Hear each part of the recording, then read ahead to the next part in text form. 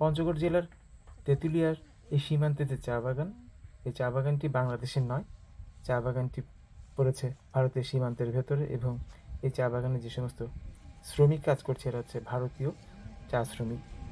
চা বাগানের ভেতরে যে গাছগুলোতে সাদা দাগ দেওয়া রয়েছে এগুলো হচ্ছে ভারতের সীমান্ত চিহ্ন, আর এখানে বিএসএফ খুব সতর্ক রয়েছে দেখলাম। পঞ্চগড় জেলার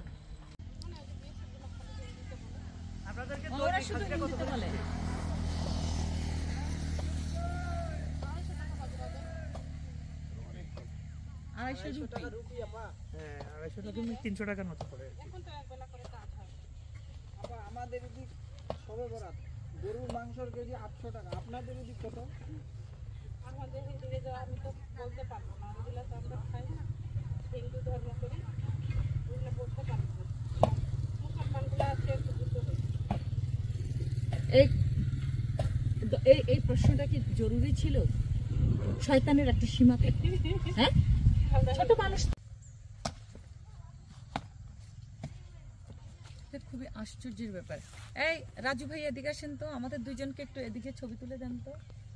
এটা বড়ই আচানক কাহিনী, আমি এই জিনিসটা না আসছে তো বুঝতাম না গল্পটা। এটা একটা 71 সাল থেকে তুমি বুঝো এইভাবে একটা, এটা তো ব্রিটিশ পিরিয়ড থেকে হওয়ার কথা।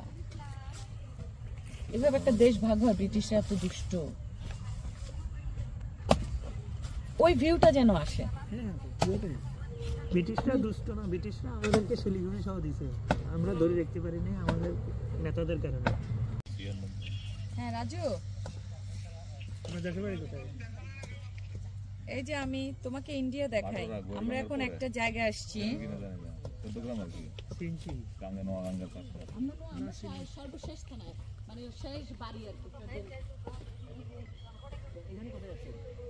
এখানে ওই যে ডাহুকে